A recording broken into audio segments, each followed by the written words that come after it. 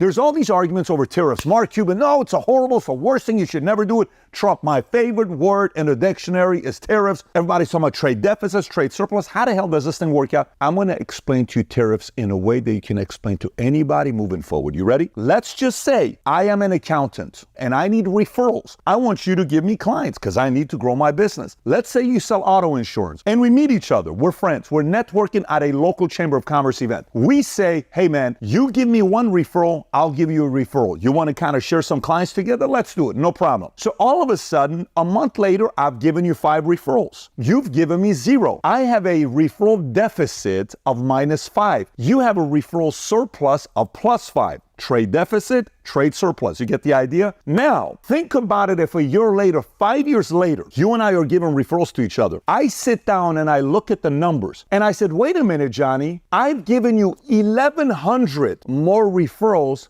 than you've given to me. Do I look like a dummy to you? Why do I keep giving you referrals and you give me nothing in return? You're like, I take care of your clients when you send them my way. What's wrong with that? I show them, like, I want to make some commission. I'm not making any money on this deal. It doesn't matter. I'm taking care of your clients. That's exactly the relationship between U.S. and China. So you may be saying, Pat, why 1,100 referrals? What's the big deal? Here's what the trade deficit of U.S. with all the other countries worldwide is. If each referral equaled $1 billion, our trade deficit is 1.1 trillion against the rest of the world. We've given the rest of the world $1.1 trillion of business more than they've given us. What the hell are we doing in America? Is this what it is? And we just give everybody business? And by the way, guess what country in the world has the highest trade surplus, who has taken more referrals than anybody else in the world? What country do you think that is? It's China. Do you know how much more? 823 billion more than they've given to everybody else. You know what China is saying? Hey, don't tell anybody, man. They keep sending us business and we don't need to send. They're not saying shit to us. Keep taking the money, and boom. Oh shit, this guy got elected. His name is Trump. This guy's problematic. He doesn't like this stuff. What do we do? Release a virus, do this, what do we do with all this stuff? Let's shut down the entire world so this guy doesn't get reelected. Oh my God, thank God all these other guys show up. What do we do with these guys now? That's the whole concept of tariffs, trade surplus, trade deficit, and why it's becoming a topic of discussion where Mark Cuban is reacting to it, Trump is reacting to it, and everybody else in business wants to really get to the bottom of it. If you get value out of this video, give it a thumbs up and subscribe to the channel. Let's take a look at the countries in the world that are leading in trade surplus and trade deficit. Let's first look at trade deficit to see who's doing a good job and who's not. If you look at deficit, I already told you who's at the top, which is us, but then look who's next after us. You'll see next is UK with 270 billion. They give referrals out more than they receive. Then it's India at 240. Then it's France, Turkey, Hong Kong, Japan, Philippines, Spain, Egypt, Greece. All of these guys are not having anybody buy more from them. They're buying more from others than they're selling themselves. Look at the ones that have the leaders in trade surplus. If you notice this, China's obviously at the top. Who's second? Germany. 225. Quietly, they're selling 225 more. No one's talking about Germany. 225. Russia. 120, Saudi Arabia, 111, Netherlands, Brazil, Australia, Norway, Taiwan, Qatar. You see the rest of the names there? So imagine you're the CEO of this company called United States of America, and somebody is getting more referrals and more business from you than you're giving to them. You think that's okay? Should you not go renegotiate old contracts? It's like a lot of companies. When you go to a company, you're like, who negotiated these contracts? Tariffs and sanctions are all about negotiations. And if you don't have any leverage, you cannot negotiate. If you got any questions you want to ask me on negotiations, we created the app Connect so you can have access to someone like me and ask me any question you want. That is the only place where I get back to people 100% of the time in audio recording. Download the app, ask me any questions you may have, and we'll go from there. So I have a list of every single one of the deals that we've ever negotiated and who was the president when we negotiated them, because he gets up there and says, who the hell negotiated all this stuff? Either these guys were dumb, he calls them stupid, or they got paid or something happened to them. Why would you negotiate all these deals that hurts America and hurts everybody else? Good question to be asking, no? However, I'm going to throw you a curveball. You may say, Pat, where are you going with this? This guy who wrote this book called Wealth of Nations, his name is Adam Smith, one of the greatest economists of all time, was not a fan of tariffs. So why would you put tariffs? Best part is free trade. Let everybody compete, because back in the days, tariffs are not a new thing. They've been around for a long time. Tariffs were used during the Roman Empire, a form of taxes on imported goods that were using during that time. And then later on in 16th, 18th century, that we used as mercantilism, which was tariffs being used as a prominent role in global economy during that era. European powers like Britain, France, Spain imposed tariffs and trade restrictions to protect their domestic economies and accumulate wealth. Meaning, hey, you're not buying from us? Tariffs. You're not buying from it? Tariffs. Wait a minute. What's wrong if I'm not buying from you? I'm selling you all this stuff. I know, but I want my businesses in my country to be selling stuff to you. So guess what? If I buy from you $1 billion, you buy from me $1 billion. But that's not how it works. It's how it should work. Why can't we do that? Germany, $220 billion.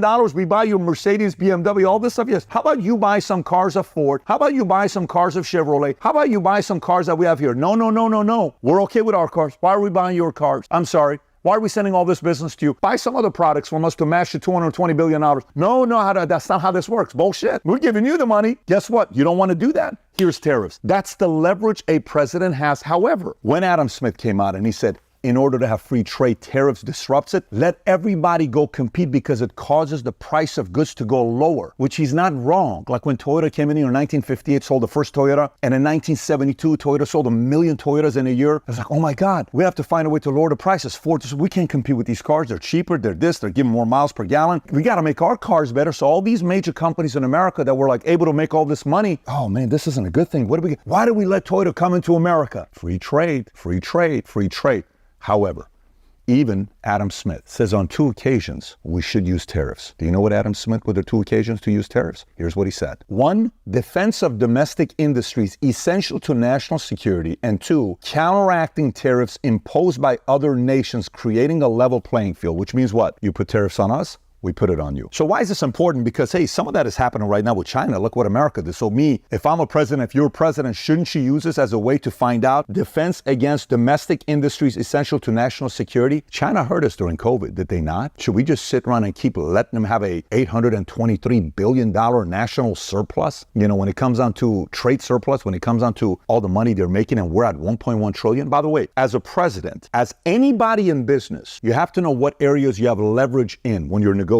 The tools of sanctions that Trump used against Iran, or the tool of tariffs that Trump used against China, that is a weapon in your arsenal. If their weapon is stealing IP from us, everything America built, they stole. Everything that you use in America, they stole and did it there. This is documented all over the place. So you want me to keep letting them do that and pass us up, and America becomes number 2 country in the world? Why should we stop competing? Should that be okay? By the way, so you have tariffs, you have sanctions. Shouldn't the president of America be able to threaten some of their enemies that are bullying you and I, and you lose the jobs, and not say, if you don't do this, I'm going to put tariffs on you? 100%, 200%, 500%. What if he just has the power to put that threat out there? What is the purpose of the button? Not to use it, is to threat, right? What is the purpose of a strong military? Not to use it, but to scare the crap out of you so you don't attack. What is the purpose of a tariff and a sanction? To say, if you F with us, I'm going to use this tariff and sanction. You best not F with us and bring those jobs back to America. Are you willing to do that? Then let's talk. If not, we don't. By the way,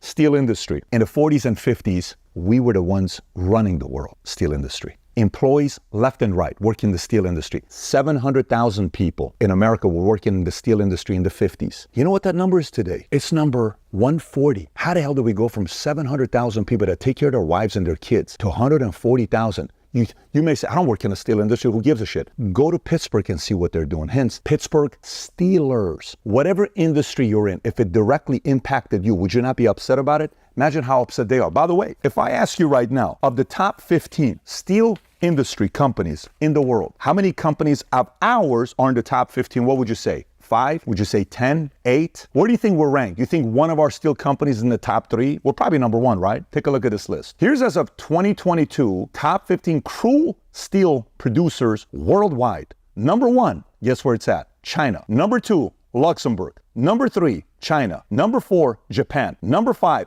China. Number 6, China. Number 7, South Korea. Number 8, China. Number 9, China. Number 10, India. Number 11, China. Number 12, China. Number 13, China. Number 14, Japan. Number 15, India. And guess who's number 16? US.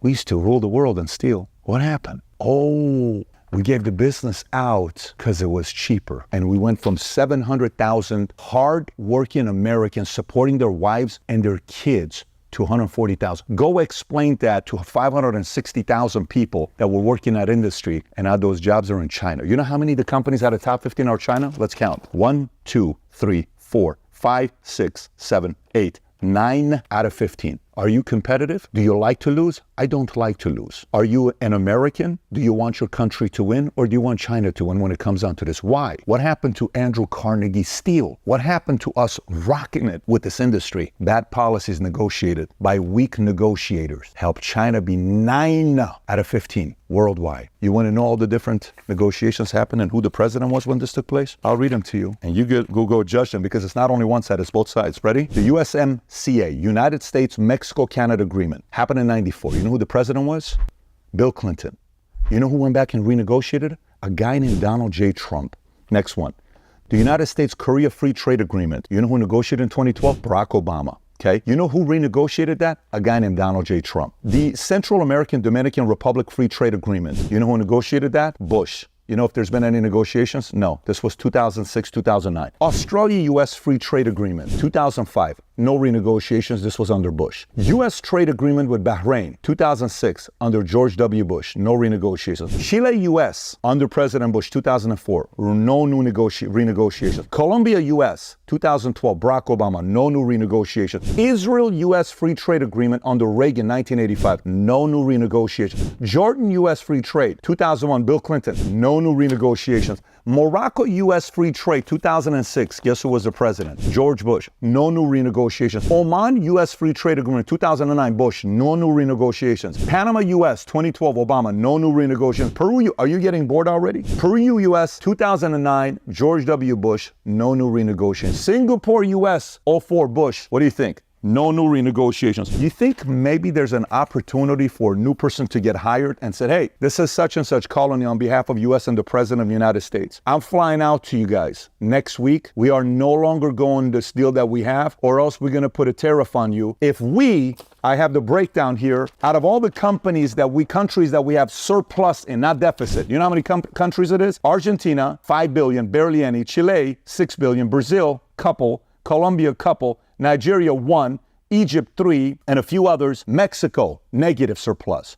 Canada, Ireland, China, India, Taiwan, Japan. I'm calling every one of these guys, and I'm going on the road to say, we are renegotiating these deals that everybody else did. You're not going to like it. If you don't want to renegotiate these deals and you buy stuff from us, you in America building this stuff, there's a tariff being put on you. This can either be a very easy conversation with you. It can be a very tough conversation with you. What would you like to do? I would like to come to your place. We have a great conversation. I'd like to try your food. I'd like to learn more about your culture. I'd like to walk away saying you're a country that we're going to do business with for decades to come. But if you think for a second we're going to continue this, things are going to be very rough for you and your economy the next 4 years. How would you like to approach this?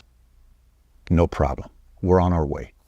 My team will call your team. Let's book lunch and dinner. I need a full day with all your decision makers. We'll see you guys soon. That's tariffs. That's trade surplus. That's trade deficit. The next time somebody starts screaming off at the top of their lungs, oh my God, this isn't what we should be doing. Even Ray Dalio said in his books, as a society in a country gets bigger, you start hiring people on the outside, and that's what happens because you have all this money. You don't want to pay it internally anymore because people are worth too much money. You can't afford it. Yeah, okay, that sounds all good. But guess what? We got to kind of bring it back over here. If we go the way we're going right now, we're paying all these guys, and the jobs are being taken away from you, your family, your loved ones, your friends. Do you want that? If you don't, go share the hell out of this video with other people so they can understand the concept of tariffs, trade deficits, and trade surplus. And if you got any questions, comment below. If you got value out of this video, give it a thumbs up, subscribe to the channel. And if you like the video, I got 2 other videos for you to watch on this topic, okay? If you're one of the crazy people that wants to actually understand it so you can have a educated conversation, I did a video on the Mexico tariff conversation with Hafyusan that they're moving their plant from China to Mexico. You gotta watch this one. It's over here. And I did a video 7 years ago, U.S.-China trade war. If you've never seen it, click here to watch it. Take care, everybody. Bye-bye, bye-bye.